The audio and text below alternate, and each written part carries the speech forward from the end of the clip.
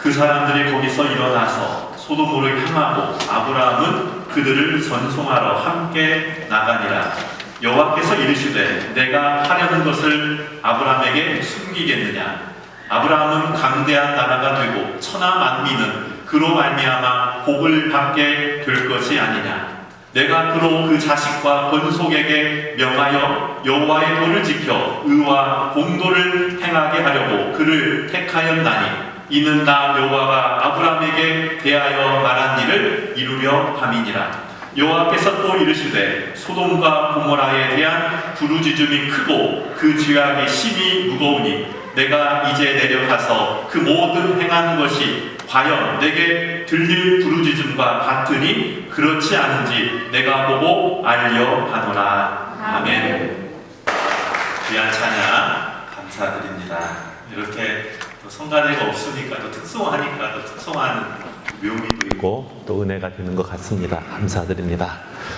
예, 5월 가정의 달을 맞이해서 또 함께 또 가정의 소중함을 이야기하고 말씀으로 나눕니다. 오늘 주일 2부 예배 나오신 영웅의 모든 가족 여러분, 또 축복하며 여러분의 가정이, 여러분의 삶이 더 윤택하고 복되게 되기를 축복합니다. 우리도 조금씩 떨어져 앉았지만 눈으로 인사하면서 함께 인사 나눕니다. 사랑합니다. 축복합니다. 감사합니다. 예. 믿음으로 세워지는 우리 가정 말씀 나눕니다. 여러분, 위기라는 시대에 사는데 위기라는 명언 가운데 이런 말이 있습니다. 진정한 위기는 위기인데도 불구하고 위기인 것을 모르는 것이다. 그리고 이보다 더 큰 위기는 위기인 것을 알면서도 아무것도 하지 못하고 있는 것이다. 여러분, 그렇습니다. 위기가 위기인 줄 알고 잘 대처하면 사실 위기는 기회로 바뀌어줄 수 있습니다. 이번 코로나 사태를 통해서 어쩌면 이 명언이 그대로 입증되었다 보여집니다.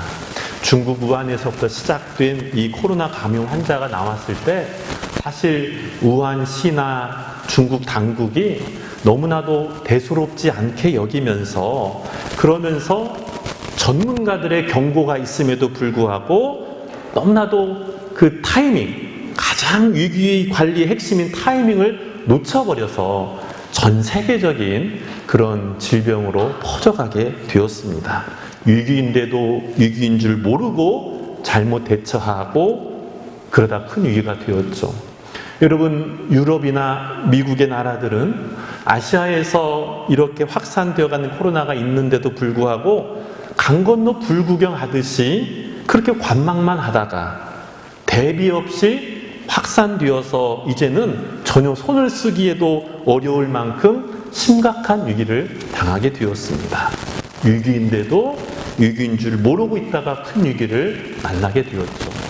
여러분, 이에 비해서 사실 대한민국 우리나라는 메리스 경험을 통해서 사실 이것이 큰 위기일 수 있다는 경각심이 있었습니다. 그래서 많이 발빠르게 대응했습니다. 질병관리본부가 이 질본이 컨트롤 타워 역할을 하면서 정부와 국민들이 협력해가지고 적극적으로 좀 대처해 왔다 생각되고, 모든 것이 100% 완벽하진 않지만 그래도 정말 이만큼 위기를 모면해 가고 빨리 회복되는 것은 전 세계가 그래서 K방역이다라고 말할 만큼 주목을 받게 됩니다. 여러분, 가정의 문제도 마찬가지라 생각합니다. 그럼 오늘날 우리 안에, 우리 가정에도 위기가 찾아올 때 그 위기임을 온 가족이 함께 인지하고 적극적으로 대처하면 사실 어떠한 어려움도 능히 극복할 수 있습니다. 근데 위기인 줄 모르고 그냥 방관하다가 어쩌면 더 큰 어려움을 겪을 수 있다는 거죠. 5월 가정의 달을 맞이해서 가정에 대한 소중함을, 또 이런 코로나 사태 가운데 더더욱이 정말로 가정에 대한 소중함을 생각하며 오늘 가정 설교 이어서 말씀을 나눕니다. 하나님과 동행하는 폭풍 속의 가정이라는 책이 있습니다. 그 책의 잠깐 부분을 이렇게 보니까 오늘날 가정이 안고 있는 문제들을 여러 가지로 이야기합니다. 가정 안에 아픔이 있고 고통이 있고 여러 문제들이 가정 안에도 노출되어 있다는 거예요. 이 책에 여러 가지 표현들이 눈에 들어오는데 그중에 몇 가지가 이런 표현이 나옵니다. 가족은 기쁨의 원천이자 공포의 원천이다. 가족은 우리에게 엄청난 기쁨의 근원인 동시에 엄청난 고통의 근원도 된다. 실제적인 이야기를 쓰고 있는데 마음에 와닿더라고요.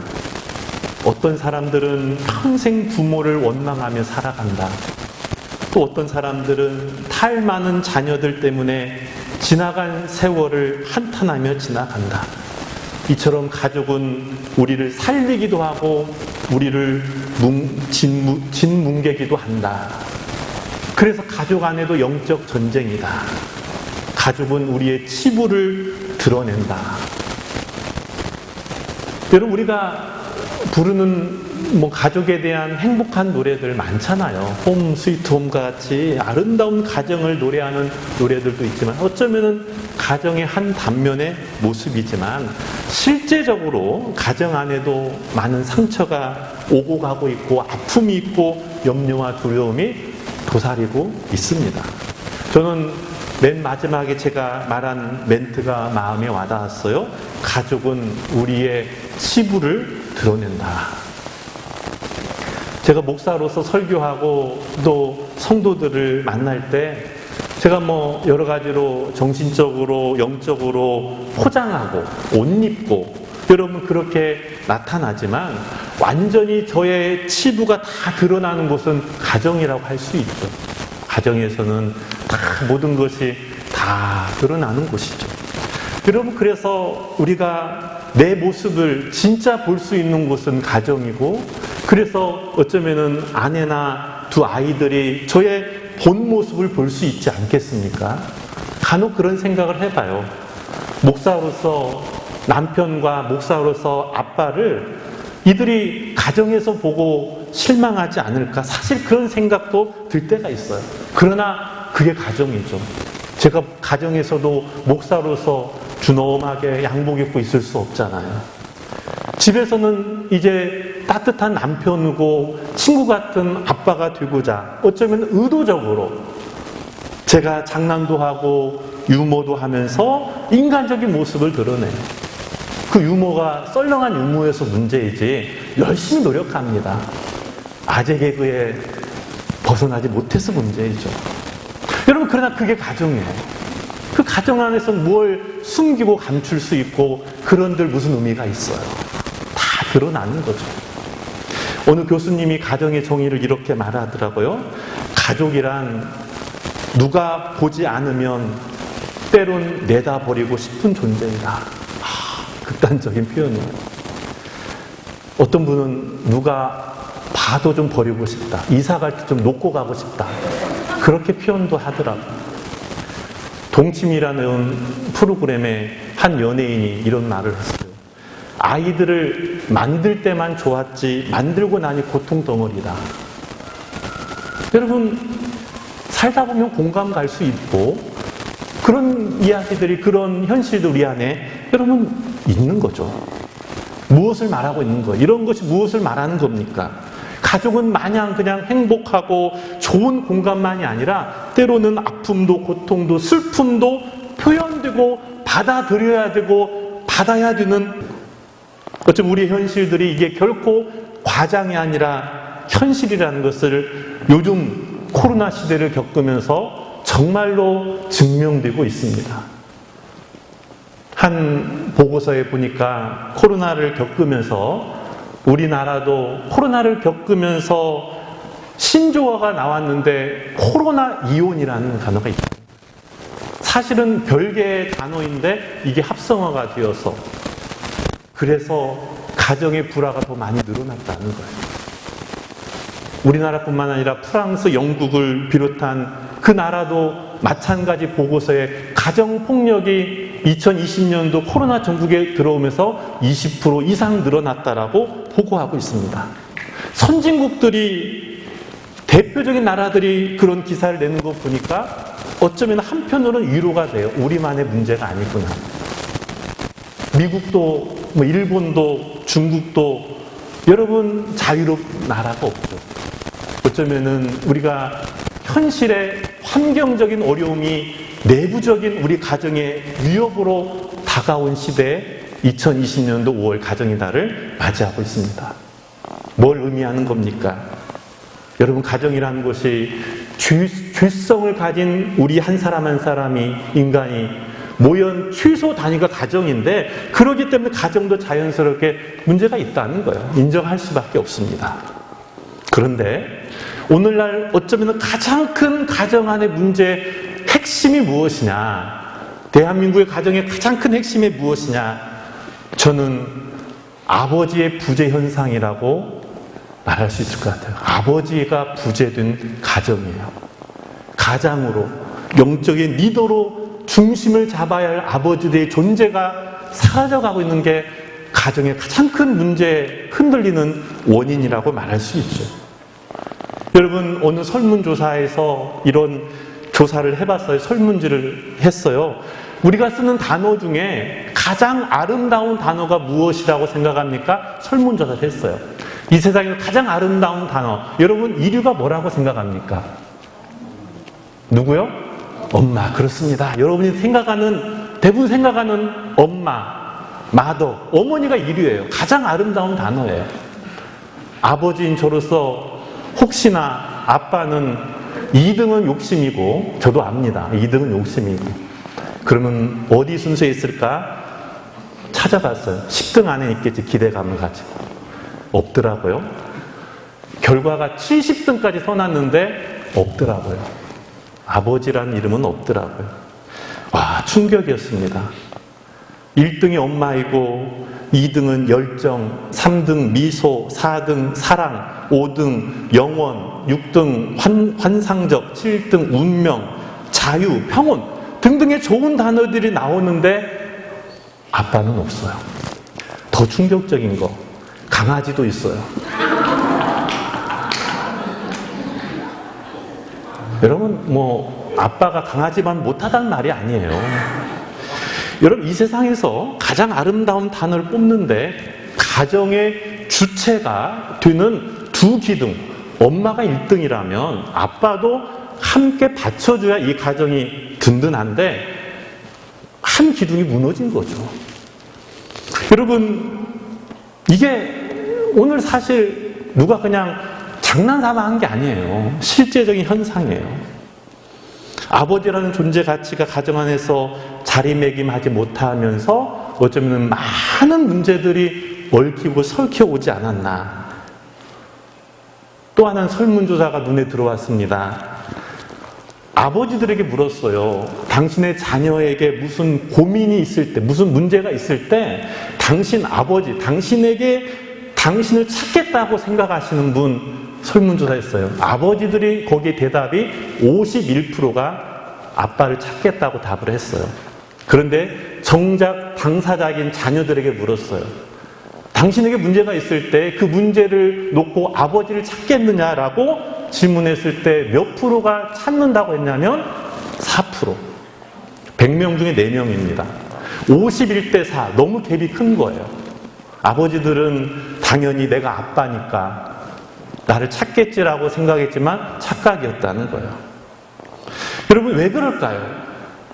왜 그럴까? 많은 원인들이 있지만 특별히 대한민국은 입시라는 큰 산 앞에 목의 중심으로 바뀌어져 갔습니다.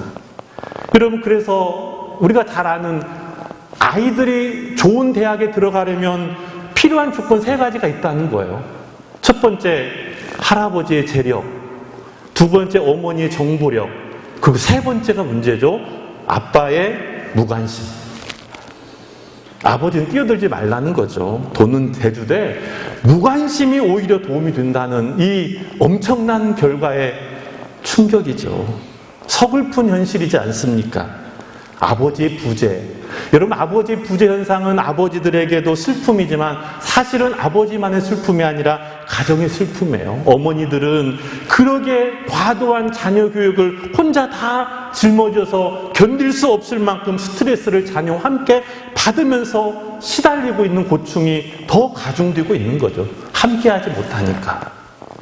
오늘날 가장이 영적인 리더로 가정의 중심을 잡아야 되어야만 든든해지는데 사실은 우리의 가정의 많은 부분이 이 균형을 잃어가고 있는 게 수많은 문제를 발산하고 있지 않는가. 가정의 달을 맞이하면서 이런저런 생각에 이런 책을, 이런 글을 읽으면서 많은 생각이 듭니다. 그렇지 않아도 코로나 때문에 각 가정들이 흔들리고 있는데 어떻게 하면은 우리의 가정들이 세워질 수 있을까 고민하면서 오늘 아브라함의 가정을 잠시 한번 살펴보려고 합니다. 우리가 믿음의 가정을 지키기 위해서 힘써야 할 것이 무엇인가? 오늘 두 가지를 찾을 수 있습니다. 아브라함을 통해서. 첫 번째는 가족 안의 화목, 너그러움을 말할 수 있습니다. 여러분, 오늘 본문의 이야기는 이거예요. 아브라함과 롯의 가정이 겪었던 가정의 위기. 첫 번째는 가정 안에 불화가 생겼어요. 오늘 본문 13장 앞에 7절에 보니까 이렇게 기록되어 있어요.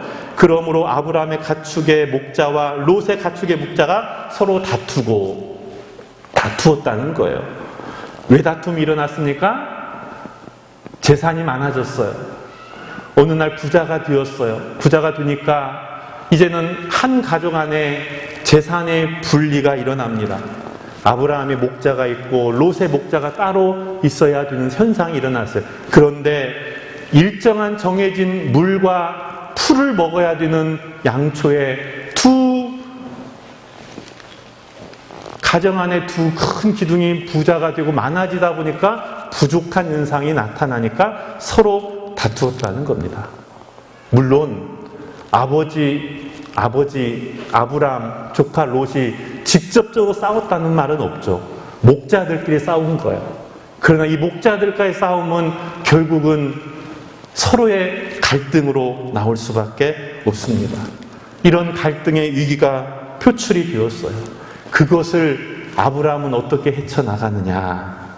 오늘 어쩌면 코로나 사태 가운데 오늘 우리의 가정들도 사회적 거리두기를 해야 되는 현실에 있다 보니까 여러분 집안에 머무는 시간이 점점점 많아졌잖아요. 우리 아이들이 이미 벌써 3개월 동안 학교를 가지 못하는 집안에 머무른 집콕 문화가 있다 보니까 생각지도 않은 현실 속에 많은 문제들이 도출되고 있지 않습니까? 여러분의 가정은 코로나로 인해서 가족 간의 시간이 많아지다 보니까 사이가 좋아졌습니까? 나빠졌습니까? 좋아졌다라고 말했으면 참 좋겠어요. 오랜만에 가족 간의 대화하는 시간도 많아졌고 함께하는 시간이 많아서 좋았다라고 대답하면 참 좋겠어요. 여러분, 아브라함은 이 갈등의 문제, 가정 안의 불화, 이 불화의 문제를 어떻게 대처하느냐. 13장 8절 9절 보니까 이렇게 기록됩니다. 같이 읽어보겠습니다. 아브라함이 롯에게 이르되 우리는 한 친족이라 나나 너나 내 목자나 네 목자나 서로 다투게 하지 말자. 네 앞에 온 땅이 있지 아니하냐? 나를 떠나가라. 네가 자하면 나는 우하고 네가 우하면 나는 자하리라. 아멘. 한마디로 가정의 불화를 해결하기 위해서 아브라함이 아름다운 분가를 하기로 했다는 거죠. 이 말씀 주의 깊게 살펴보면 아브라함의 마음의 중심이 뭐냐면 우리 서로 싸우는 것이 좋지 못하다는 거예요. 이거는 누가 봐도 좋지 못하다. 싸워서는 안 된다. 가족끼리 싸워서는 안 된다. 이게 아브라함의 큰 마음이에요. 그래서 어떻게 해야 되냐? 그러면 싸우지 않도록 아름다운 분가를 하자고 제안합니다. 여러분, 사실 따지고 보면 아브라함이 가장 아닙니까? 어른 아닙니까? 어른의 입장에서 밑에 사람들 싸우면은 불러가지고 자초지종 따지면서 그러면서 시시비 가리면서 혼내치고 야단치면서 끝낼 수도 있잖아요. 그런데 아브라함은 그렇게 하지 않습니다. 하나님 모시기 아름다운 일이 아니기 때문에 양보합니다. 롯에게 네가 먼저 좋은 땅 가라고 선택권을 양보합니다. 그리고는 네가 우하면 내가 자할게. 네가 자하면 내가 우할게. 그렇게 양보하면서 우리 서로 싸우지 말고 더 이전의 화목을 지키자라고 그렇게 선택하는 아브라함의 이 너그러움이 이 가정의 화목을 깨트리지 않았다는 거예요. 여러분, 오늘날 이 시대 가정 안에 필요한 게 무엇이냐? 저는 이 너그러움인 것 같아요. 이 너그러움이 있어야 돼요. 너그러움이 필요해요. 가족 간의 너그러움이 정말로 필요해요. 따지고, 그러면서 잘잘못 따지고, 그러면서 야단치고, 그렇게 해서 교육하는 시대도 필요하지만 지금은 어쩌면은 품어주고, 이해하고, 용기를 주고, 다시 해보자고 말할 수 있는 너그러움이 필요한 것 같아요. 나 때는 말이야, 이렇게 했잖아. 나 때라고 고집 피우는 게 아니라, 고리타분한 이야기로 거리감을 멀리 하는 게 아니라, 너그러움을 가져야만 화목을 유지할 수 있지 않나. 아브라함이 그걸 선택했어요. 한 초등학교 엄마의 이야기입니다. 아이가 나간 뒤에 방 청소를 하다 보니까 쓰레기통에 구겨진 종이 쪽지가 있는 거예요. 그래서 그걸 펴보았어요. 펴봐서 읽는 순간 화가 머리 끝까지 치밀어 오릅니다. 내용의 글이 이렇게 써 있는 거예요. 이 아이가, 초등학생 아이가, 우리 엄마는 정말로 XX 같다.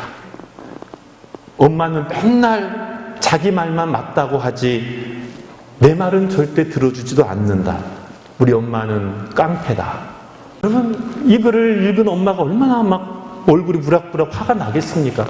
가만두나 보라. 이 녀석 봐라. 막 그런 마음이 처음에 막 너무 들었다는 거예요. 내가 밥도 안 주겠다. 아빠한테 말할 것도 진짜 혼내주게 하겠다. 막 별별 생각이 다 들다가도 다시 식탁에 앉아서 가만히 묵상하면서 시간이 지나니까 좀 누그러지면서 기도하게 되더래요. 그리고는 답을 그렇게 화를 낸다고 될 게 아니라 생각이 돼서 지혜롭게 자기도 글로 쓰고 아이 책상에 올려놨어요. 뭐라고 썼느냐? 아들, 엄마가 모르는 것을 알려주어서 고마워. 너의 말을 잘 들어주지 못해서 미안해. 아들 사랑해. 이렇게만 썼다는 거예요. 아들이 저녁 시간에 들어와서 그 쪽지를 보았겠죠. 그리고 엄마가 있는 방에 들어와서 그냥 슬그머니 엄마를 안더니 엄마 미안해 사랑해 하면서 크게 넘어갔다는 거예요. 슬기로운 지혜로운 엄마의 대처입니다. 어쨌든 간에 화가 났지만 화낸다고 될 일이 아니죠. 그 가정의 화목을 지킬 수 있는 게 너그러움. 그 너그러움이 위기를 극복해 갈 수 있는 거예요. 오늘 사랑하는 성도 여러분, 우리가 힘겨운 세상에 살다 보니까 막 화가 막 나는 거예요. 이 화의 분출이 또 다른 화를 일으키고 있는 이 시대 정말 필요한 게 너그러움.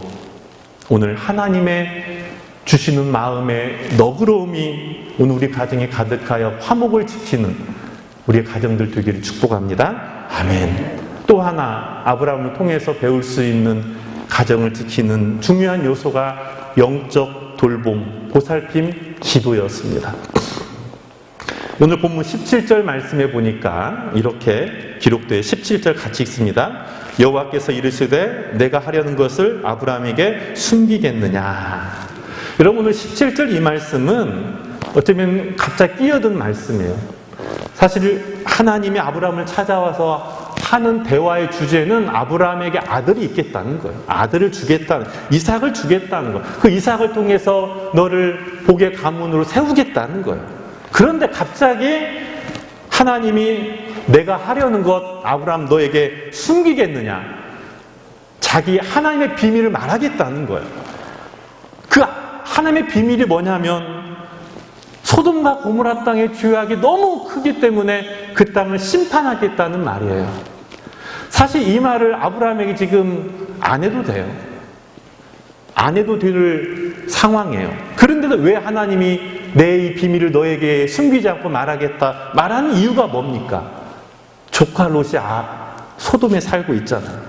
근데 소돔에 산다는 것만으로도 해결되지 않아요. 왜 그러느냐? 왜 하나님이 굳이 말씀하느냐? 그것은 아브라함이 지금 조카 롯과 함께 아름다운 분가를 하고 나서 그 이후로부터 조카가 살고 있는 소돔 땅에 이 조카가 그곳에서 하나님을 잘 섬기며 믿음을 지켜야 하기를 바라는 마음으로 늘 기도했기 때문에 그래요.